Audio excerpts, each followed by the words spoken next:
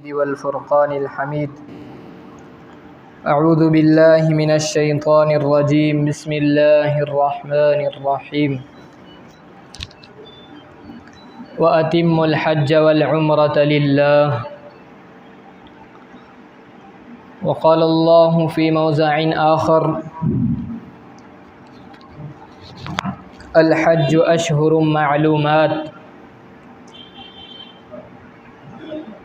صدق اللہ العظیم. وقال النبی صلی اللہ علیہ وسلم: بني الإسلام على خمس: شهادة أن لا إله إلا الله وأن محمد رسول الله وإقام الصلاة وإيتاء الزكاة وصوم رمضان وحج البيت من استطاع إليه سبيلا، أو كما قال عليه الصلاة والتسليم. سبحان ربك رب العزة عما يصفون وسلام على المرسلين والحمد لله رب العالمين.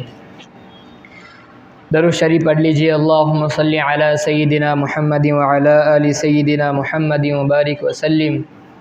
اللہم صلی علی سیدنا محمد وعلی آل سیدنا محمد وبارک وسلم. اللہم صلی علی سیدنا محمد وعلی آل سیدنا محمد وبارک وسلم. محترم بزرگوں، دوستوں، عزیز ساتھیوں،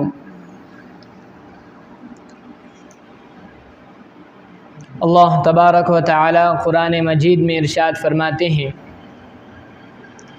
ان اول وضع للناس للذی ببکۃ مبارکا وہدی للعالمین، کہ بے شک لوگوں کے لیے ہم نے جو کعبہ بنایا ہے، جو قبلہ بنایا ہے، وہ ہمارے اس شہر یعنی مکہ معظمہ میں ہے. وہ بہت ہی بابرکت ہیں اور لوگوں کے لیے اس میں رہنمائی ہے. اس آیت کریمہ میں اللہ تبارک و تعالی نے 3 فضیلتیں مکہ معظمہ کی بتلائی ہیں. پہلی فضیلت یہ ہے کہ اللہ پاک نے ارشاد فرمایا: اول بیت وضع للناس، کہ روئے زمین پر سب سے پہلا گھر، چاہے وہ کسی انسان کا ہو یا اللہ تبارک و تعالی کا گھر ہو، مسجدیں ہوں، ان سب میں سب سے پہلا گھر اگر کسی کا ہے تو وہ اللہ تبارک و تعالی کا گھر ہے، وہ کعبہ ہے، وہ قبلہ ہے جو مکہ معظمہ میں ہے. علماء فرماتے ہیں کہ یہاں پر اللہ تبارک و تعالی نے ارشاد فرمایا کہ سب سے پہلا گھر، تو چاہے وہ انسان کا ہو یا پھر اللہ تبارک و تعالی کا گھر ہی کیوں نہ ہو، اللہ کی عبادت کی جگہ کیوں نہ ہو. تو بعض کہتے ہیں کہ مسجدوں میں، عبادت گاہوں میں سب سے پہلا گھر وہ اللہ کا ہے، اور بعض علماء فرماتے ہیں کہ گھروں میں سب سے پہلا گھر. لیکن اللہ تبارک و تعالی خود ارشاد فرما رہے ہیں کہ روئے زمین پر سب سے پہلا گھر اللہ تبارک و تعالی کا گھر ہے، کیونکہ لفظ بیت کو اللہ پاک نے ارشاد فرمایا ہے اس آیت کریمہ میں. اور کیوں نہ اللہ تبارک و تعالی ہی کا پہلا گھر اس دھرتی پر نہ ہو، اس لیے کہ جب حضرت آدم علیہ الصلاۃ والسلام اس دنیا میں آئے تو ممکن ہے کہ آپ نے اپنا گھر بنانے سے پہلے اللہ تبارک و تعالی ہی کا گھر بنایا ہوگا۔ اور حدیث میں بھی اس کی تائید ملتی ہے، چنانچہ رسول اللہ صلی اللہ علیہ وسلم ارشاد فرماتے ہیں کہ جب حضرت آدم اور حضرت حوا علیہم السلام اس دنیا میں اتارے گئے تو فرشتے کے ذریعے اللہ تبارک و تعالیٰ نے ان تک یہ پیغام پہنچایا کہ تم کعبہ بناؤ، اس کی تعمیر کرو، میرا گھر بناؤ۔ پھر چنانچہ جب اس گھر کو بنایا گیا تو ان دونوں کو اس کا طواف کرنے کا حکم دیا گیا کہ اس کا طواف کرو، یہاں عبادت کرو، اور ان سے فرمایا گیا کہ تم اول الناس ہو، یعنی لوگوں میں سب سے پہلے لوگ تم ہو، اور یہ گھر اول بیت وضع للناس ہے، یعنی لوگوں کے لیے جو سب سے پہلا قبلہ کعبہ مقرر کیا گیا، یہ ہمارا گھر ہے، یہ قبلہ ہے، یہ ہمارا کعبہ ہے۔ تو پہلی فضیلت اس کی یہ ہے کہ تمام گھروں میں سب سے پہلا گھر کس کا ہے؟ اللہ تبارک و تعالیٰ کا ہے۔ دوسری فضیلت، چنانچہ ارشاد فرمایا للذی ببکۃ مبارکہ، کہ یہ جگہ، یہ ہمارا شہر بڑا بابرکت ہے، بہت ہی برکت کی چیز ہے۔ کس طرح بابرکت ہے؟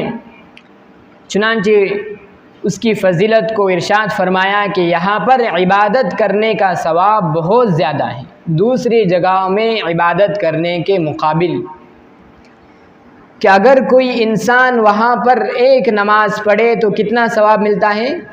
ایک نماز پر 1,00,000 نماز پڑھنے کا ثواب وہاں پر ملتا ہے۔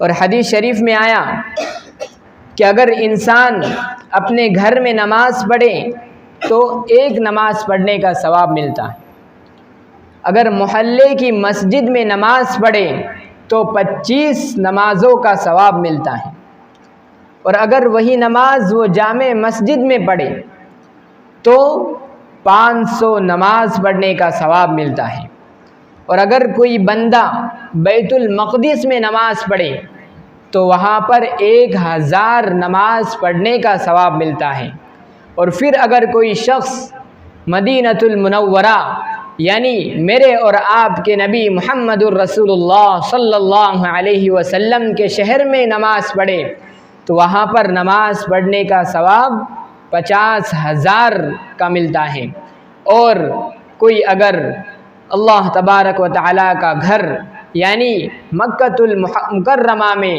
اور حرم میں نماز پڑھے تو وہاں پر نماز پڑھنے کا ثواب 1,00,000 کے برابر دیا جاتا ہے۔ تو اس سے ہم اندازہ لگا سکتے ہیں کہ کیسی بابرکت چیز اللہ تبارک و تعالیٰ نے اپنے گھر کو اور حرم کو بنایا ہے۔ تو یہ دوسری فضیلت ہوئی، اور تیسری فضیلت چنانچہ ارشاد فرمایا وَهُدًى لِّلْعَالَمِينَ، کہ لوگوں کے لیے یہ رہنمائی ہے اور ہدایت کا ذریعہ ہے۔ کس طور پر؟ اس طور پر کہ جو لوگ وہاں موجود ہیں وہ تو وہاں نماز پڑھتے ہیں، لیکن جو لوگ حرم میں، کعبہ میں اور مکۃ المکرمہ میں موجود نہیں ہیں وہ اس کی طرف رخ کر کے نماز پڑھتے ہیں۔ اس طرح یہ دوسرے لوگوں کی رہنمائی کرتا ہے کہ اللہ تبارک و تعالیٰ کا گھر اور ہمارا قبلہ اس جانب ہے، لہٰذا تم اس کی طرف رخ کر کے نماز پڑھو۔ تو 3 فضیلتیں اللہ پاک نے ارشاد فرمائی۔ ایک یہ کہ سب سے پہلا گھر یہ خدا کا گھر ہے جو حرم میں موجود ہے، وہ کعبہ ہے، دنیا کے بت کدوں میں پہلا وہ گھر خدا کا، ہم اس کے پاسباں ہیں، وہ پاسباں ہمارا۔ دوسری فضیلت کہ وہ بڑی بابرکت چیز ہے کہ وہاں پر نماز پڑھنے کا ثواب 1,00,000 کے برابر دیا جاتا ہے، اور تیسری فضیلت کہ یہ لوگوں کے لیے رہنمائی کرتا ہے اور ان کو بتلاتا ہے کہ خدا کا گھر اس جانب ہے۔ عزیز دوستو، حدیث شریف میں ارشاد فرمایا گیا کہ اسلام کی بنیاد کتنی چیزوں پر ہے؟ کتنی چیزوں پر ہیں؟ 5 چیزوں پر: ایمان، نماز، زکوٰۃ، روزہ اور حج۔ تو پہلی جو 3 چیزیں ہیں، یہاں پر یہ غور کرنے کا مقام ہے کہ 3 چیزوں کو اللہ تبارک و تعالیٰ نے ہر مسلمان مرد ہو یا عورت ہو، عاقل بالغ پر فرض قرار دیا ہے۔ کہ پہلی چیز ہے ایمان۔ کوئی شخص اگر مسلمان ہے تو وہ بہانہ نہیں بنا سکتا کہ میں مسلمان نہیں ہوں، فلاں چیز کی وجہ سے میں ایمان نہیں لا سکتا، نہیں، بلکہ اب اس نے کلمہ پڑھ لیا ہے تو وہ مسلمانوں کی فہرست میں شامل ہے۔ دوسری چیز نماز، کہ نماز کو اللہ تبارک و تعالیٰ نے ہر انسان مرد عورت پر فرض کیا ہے۔ کوئی انسان بہانہ بنا کر نماز سے اپنی جان، اپنا جی نہیں چھڑا سکتا، چاہے وہ بیمار ہو یا صحت مند ہو، سفر میں ہو یا حضر میں ہو، ہر جگہ پر اس پر نماز فرض کر دی گئی ہے۔ اور مستورات کے لیے کچھ اعذار ہیں، عذروں کی بنا پر وہ نماز نہیں پڑھ سکتی، لیکن اگر عذر ختم ہو جائے تو دوبارہ ان پر نماز پڑھنا فرض ہے۔ اور اسی طرح کوئی مسافر ہے تو سفر میں بھی نماز معاف نہیں ہے، سفر میں اس کے لیے 2 رکعت ہیں اور حضر میں مکمل نماز اسے پڑھنی ہے۔ اور تیسرا جو فریضہ ہے روزے رکھنا، وہ بھی ہر انسان پر اللہ تبارک و تعالیٰ نے اس کو فرض قرار دیا ہے، چاہے وہ عورت ہو یا مرد ہو۔ کچھ بہانے بنا کر اس روزے کے فریضے سے انسان اپنی جان، اپنا جی نہیں چھڑا سکتا۔ اور اسی طرح اگر وہ سفر میں ہے تو بعد میں روزہ رکھ لے، شریعت اس کی گنجائش دیتی ہے۔ مستورات کے لیے کچھ اعذار ہیں تو بعد میں اس کی قضا کرے۔ غرض یہ 3 چیزیں کسی بھی مسلمان کے لیے، چاہے مرد ہو یا عورت ہو، اس کے لیے معاف نہیں ہے۔ لیکن اخیر کی جو 2 چیزیں ہیں، ایک ہے زکوٰۃ دینا اور دوسرا ہے حج کرنا، اس کو اللہ تبارک و تعالیٰ نے مال پر متعین کیا ہے۔ ان کا تعلق مال سے ہے کہ اگر انسان مالدار ہے تب وہ زکوٰۃ دے سکتا ہے، تب وہ حج کر سکتا ہے۔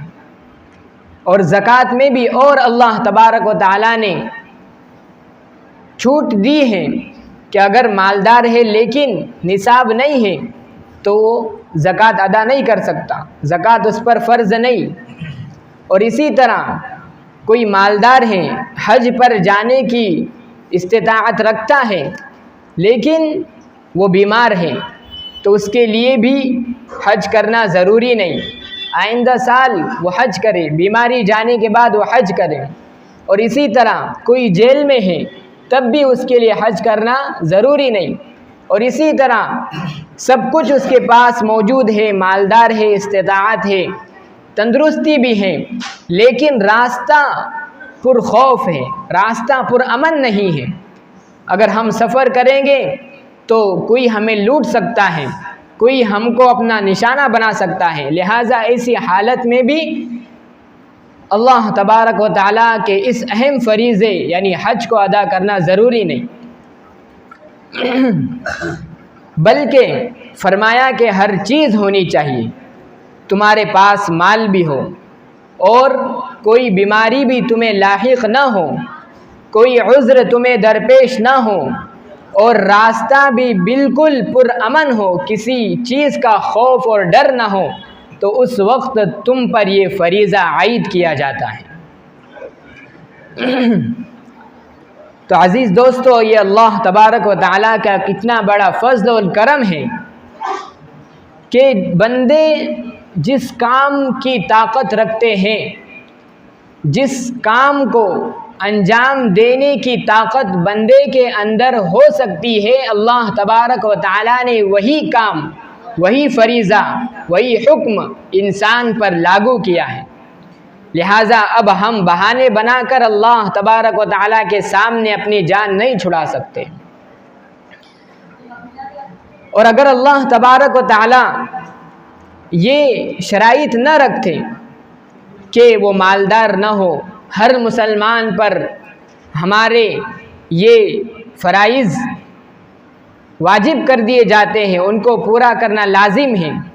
کسی مسلمان کے پاس مال ہو یا نہ ہو وہ زکوٰۃ دے، کوئی مسلمان فقیر ہو یا امیر ہو وہ حج کرے، تو اس میں ہمارے لیے کتنی مصیبت آ سکتی تھی، کتنی پریشانی ہمیں اٹھانی پڑتی تھی۔ لیکن اگر اس کے ساتھ بھی اللہ پاک اگر ہمیں حکم دے دیتے تو ہمارا بھی تب بھی یہی حال ہونا چاہیے تھا کہ ہم سر کے بل دوڑ کر اللہ کے اس حکم پر لبیک کہتے اور دوڑ کر اللہ کے اس حکم کو انجام دیتے۔ لیکن یہ اللہ ہی کا فضل و کرم ہے کہ اللہ پاک ہمیں اس کے فضل سے مال سے نوازتا ہے اور سارے چیز ہمیں دے کر تب کہیں جا کر ہمیں اپنے گھر بلاتا ہے کہ آؤ میرے گھر، احرام باندھو، طواف کرو، سعی کرو اور حجر اسود کا استلام کرو، رکن یمانی کو چھو، زمزم پیو، صفا اور مروہ کی سعی کرو، وقوف عرفہ کرو، وقوف منا کرو اور منا میں رات گزارو، عرفہ اور مزدلفہ میں وقوف کرو اور شیطان کو کنکری مارو اور پھر قربانی کرو، ان سب کے بدلے میں ہم تمہیں جنت عطا فرمائیں گے۔ یہ اللہ کا کتنا بڑا فضل ہے۔ اور پھر آگے فرمایا کہ اگر تم نے حج کیا اور اس حج میں تم نے کوئی گناہ نہیں کیا، کسی گناہ کے تم مرتکب نہیں ہوئے اور جھگڑے سے تم نے اپنے آپ کو بچایا، خواہشات نفسانی سے تم دور رہے، تو تم حج کر کے اپنے گھروں پر ایسے لوٹو گے جیسا کہ تم آج ہی اپنی ماں کی کوکھ سے معصوم پیدا ہوئے۔ گویا کہ اپنے گھر کی زیارت کرنے پر اللہ تبارک و تعالیٰ نے سارے گناہوں کو معاف کرنے کا وعدہ رکھا ہے۔ اور اس کے علاوہ اور بھی بہت سے انعامات اللہ تبارک و تعالیٰ نے ہمارے لیے اور ایک حاجی کے لیے مقرر کیے ہیں کہ جو شخص حرمین شریفین کی زیارت کے لیے جاتا ہے تو اللہ تبارک و تعالیٰ فرماتے ہیں کہ ہم اس کے دل سے دنیا کی محبت کو نکال کر آخرت کی فکر اور آخرت کی محبت اس کے دل میں ڈال دیتے ہیں۔ تم حج کر کے میرے گھر پر آئے ہو، اپنا مال خرچ کر کے تم آئے ہو، تو ایسا نہیں ہو سکتا کہ اب تم حج کر کے جاؤ اور تم فقیر ہو جاؤ، سارا مال تمہارا ختم ہو جائے۔ نہیں، بلکہ ہم اپنے فضل و کرم سے تمہیں اور نوازیں گے، تمہارے دل میں بے نیازی اور غنا پیدا کریں گے اور قناعت اور زیادہ مال میں ہم تمہیں برکت دیں گے۔ اور اسی طرح تمہارے دل میں اگر کوئی ریا ہوگا، کوئی دکھلاوا ہوگا، نام و نمود کی کوئی بیماری ہوگی، تو اس فریضے کے ذریعے ہم تمہاری ساری روحانی بیماریوں کو ختم کر دیں گے۔ لہٰذا کتنی بڑی فضیلت کی بات ہے اور کتنا بڑا نفع ہی نفع ہے ایک مسلمان کے لیے اور ایک حاجی کے لیے اور ایک خوش نصیب شخص کے لیے جو اللہ تبارک و تعالیٰ کے گھر کا دیدار کر کے آئے، یعنی حج کر کے آئے۔ عزیز دوستو، اللہ تبارک و تعالیٰ نے ہمیں جو یہ زندگی دی ہے تو اس کو غنیمت جان کر سب سے پہلے ہم پر یہ فریضہ عائد ہوتا ہے کہ ہم اس کی گھر کی زیارت کریں۔ اللہ نے مال دیا ہے تو اس مال کو سب سے پہلے ہم اللہ کے راستے میں خرچ کریں، کیونکہ حدیث شریف میں ایسے شخص کے لیے بہت ہی سخت وعید آئی ہے۔ کیا فرمایا؟ فرمایا کہ رسول اللہ صلی اللہ علیہ وسلم نے ارشاد فرمایا کہ جس شخص کے پاس مال و دولت ہو، حج پر جانے کی استطاعت ہو، کوئی بیماری اسے نہ ہو اور کوئی ظالم حکومت بھی اسے نہ روکے، اور اسی طرح راستہ بھی پرامن ہو، اور اتنے سارے چیزیں ہونے کے باوجود کوئی شخص اگر حج نہ کرے، اللہ کے گھر کی زیارت نہ کرے، تو حدیث شریف میں فرمایا گیا کہ آپ نے فرمایا ایسا شخص یہودی ہو کر مرے یا نصرانی ہو کر مرے، مجھے اس کی کوئی پرواہ نہیں۔ کتنی سخت بات آپ صلی اللہ علیہ وسلم نے ارشاد فرمائی کہ ہو سکتا ہے اس کی موت ایمان کی حالت میں نہ ہو، کیونکہ اللہ پاک نے اسے سب کچھ دیا تھا، مگر پھر بھی اسلام کا جو ایک 5واں فریضہ ہے، اس فریضے کو اس نے انجام نہیں دیا۔ تو غنیمت جان کر اپنی زندگی کو، اپنے وقت کو سب سے پہلے ہمیں اللہ کے اس فریضے کو انجام دینا چاہیے۔ آج ہمارے یہاں پر ہوتا یہ ہے کہ معمولی بہانے بنا کر ہم اللہ کے اس اہم فریضے سے جان چھڑانا چاہتے ہیں، کہ کوئی کہتا ہے کہ تھوڑا بہت مال کما لوں، پھر مال جمع کر لوں اور پھر اللہ کے یہاں میں حج کرنے کے لیے جاؤں گا۔ اس کی وجہ یہ ہے کہ میں کاروبار میں ہوں، تجارت لائن میں ہوں، بزنس میں ہوں، اور مجھے تھوڑا بہت جھوٹ بولنا پڑتا ہے، تھوڑی بہت رشوت لینی پڑتی ہے، اور تھوڑا بہت چوری چکاری سے مجھے کام لینا پڑتا ہے، دھوکہ دینا پڑتا ہے۔ اب اگر میں حج کو جاؤں گا اور حج سے آنے کے بعد دوبارہ ایسے کام کروں گا تو میری سماج میں بدنامی ہوں گی کہ دیکھو فلاں نے تو بہت حاجی بن کر آیا، حاجی حج کر کے آیا، اور پھر دوبارہ آنے کے بعد وہی اس نے دھندے شروع کر دیے۔ لہٰذا ایک بہانہ یہ ہوتا ہے کہ میں تھوڑا بہت مال کما لوں اور تھوڑی بہت عمر گزرنے دوں، پھر اللہ کے یہاں جا کر حج کروں گا۔ عزیز دوستو، جتنا ان چیزوں سے بچنا ضروری ہے، جتنا حج کرنا ضروری ہے، اس طرح تجارت لائن میں، بزنس لائن میں ان دھوکہ دینے سے، جھوٹ بولنے سے بھی بچنا ضروری ہے۔ اور اسی طرح ایک بہانہ ہم بناتے ہیں کہ ہمارے گھر میں بڑے بزرگ ہیں اور ہم چھوٹے ہیں، اسی طرح ہم پہلے گھروں میں جو بڑے بزرگ ہیں ان کو حج پر بھیجیں گے۔ عزیز دوستو، یہ بالکل ایک معیوب چیز ہے۔ اللہ تبارک و تعالیٰ نے کہیں ایسا نہیں فرمایا کہ پہلے گھر کے بڑے بزرگ حج کرے پھر چھوٹے حج کرے، نہیں۔ کیا کہا؟ من استطاع الیہ سبیلا، جس کے ہاتھ میں طاقت ہے، استطاعت ہے، جو مالدار ہو گیا، اب اس پر حج فرض ہے، چاہے وہ چھوٹا ہو یا گھر کا بڑا ہو۔ اسی طرح ایک بہانہ ہم یہ بناتے ہیں کہ اگر ہم جائیں گے تو ہمارے پیچھے کوئی نہیں ہے، گھر کا دیکھ ریکھ کرنے والا، دکان بند کرنی پڑیں گی، اور پھر آج کل تو آدمی بھی بھروسے مند نہیں ہے، تو یہ عذر کیا اللہ پاک کے سامنے قابل قبول ہے؟ اگر ہم پر حج فرض ہے اور حج نہ کرنے سے پہلے ہی ہمارا وقت قریب آ جائے، بلاوا آ جائے، تو کیا ہم اللہ تبارک و تعالیٰ کو منہ دکھائیں گے؟ لہٰذا چاہے کچھ دن کے لیے اپنی دکان کو بند کر کے اللہ کے گھر کو دیکھنے کے لیے، زیارت کے لیے جائے، یا پھر کسی ایسے انسان کے ہاتھ میں جو امین ہو، اعتماد جس پر بھروسہ کیا جائے، اس کے ہاتھ میں اپنے کاروبار کو، بزنس کو سونپ کر جائے۔ اور اسی طرح کوئی حضرات ہوتے ہیں، علماء فرماتے ہیں کہ جو صرف عمروں ہی پر اکتفا کرتے ہیں، یعنی عمروں پر عمر کیے جاتے ہیں، خاص طور سے سٹی میں دیکھنے کو ماحول ملتا ہے، لیکن حج سے، عمرے سے زیادہ بڑھ کر کوئی چیز ہے تو وہ حج ہے۔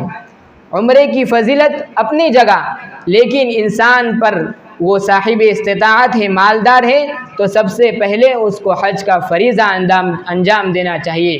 اللہ تبارک و تعالی ہم کو حرمین شریفین کی زیارت ہمارے نصیب میں مقدر فرمائے، وہاں پر آنا جانا آسان فرمائیں اور ہم سب کو عید کی خوشیاں دیکھنی نصیب فرمائیں۔ وآخر دعوانا ان الحمد للہ رب العالمین۔